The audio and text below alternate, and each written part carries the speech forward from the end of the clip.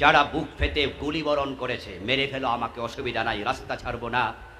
একটি বোন ঢাকা ইউনিভার্সিটির স্টুডেন্ট, সম্ভবত তার বক্তৃতা ভাইরাল হয়েছিল, তিনি বলেছিলেন পিছনে যাওয়ার আর সময় নাই, কারণ পিছনে পুলিশ, সামনে স্বাধীনতা। বক্তৃতা আপনাদের চোখে পড়ছে? কি সাহসী কথা! আমাদের কুমিল্লার কৃতি সন্তান, কুমিল্লা সদরের বিএনপির সাবেক এমপি মনির হক চৌধুরী সাহেবের মেয়ে ডক্টর সায়মা আফাব, ঢাকা বিশ্ববিদ্যালয়ের প্রফেসর, ওনার একটি বক্তৃতা ভাইরাল হয়েছিল এই ঘটনার আগে। আমরা জানতাম না তখন দেশ কোন দিকে যায়, কিন্তু একজন মহিলা মানুষ যে বক্তৃতা দিলেন, তিনি বলেছিলেন কয়জন মারবা, কয়জন মারবা, একজন মারবা, 10 জন আসবো, 10 জন মারবা, 100 জন আসবো, থামাইতে পারবা না, আল্লাহর আরশ পর্যন্ত কাঁপুনি ধরবে, গজব আসবেই, গজব থেকে বাঁচতে পারবা না।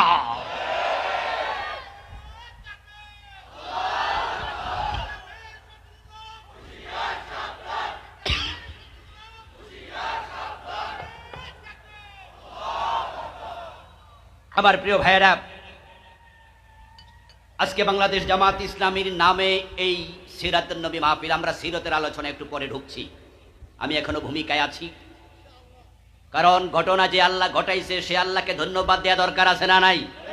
আমি সেটাই বলছি। ঘটনাটি আমরা ঘটাইনি, ঘটিয়েছেন আরশের মালিক। কারণ আমরা পারিনি, আমরা ব্যর্থ হয়ে গিয়েছিলাম, আমরা অনেকটা হতাশার পর্যায়ে চলে গিয়েছিলাম। মাতা নাসরুল্লাহ, মাতা নাসরুল্লাহ, সাহায্য আর কত দূর? আমার প্রিয় ভাইরা, যে জামাত ইসলামী আজকে মাহফিলের আয়োজন করলে খোলা ময়দানে, অগাস্টের 1 তারিখে সে জামাত ইসলামীকে ব্যান করা হয়েছিল। আচ্ছা একটু কল্পনা করুন তো, 5ই অগাস্টে যদি বিপ্লব না হতো, জামাত ইসলামী মাহফিল করা দূরের কথা, এই দামটি থাকতে পারতো? এ মুজিবেরা এলাকায় আসতে পারতো? লিস্ট করে করে, তালিকা করে করে তাদেরকে সন্ত্রাসী বলে মামলা দিয়ে জেলে পুরিয়ে দেয়া হতো। ভাইয়ের বিরুদ্ধে নাকি রাষ্ট্রদ্রোহ মামলা এখনো আছে। এই মানুষগুলো নাকি রাষ্ট্রদ্রোহী। আল্লাহর লানত, আল্লাহর গজব তাদের উপর কেন পড়বে না?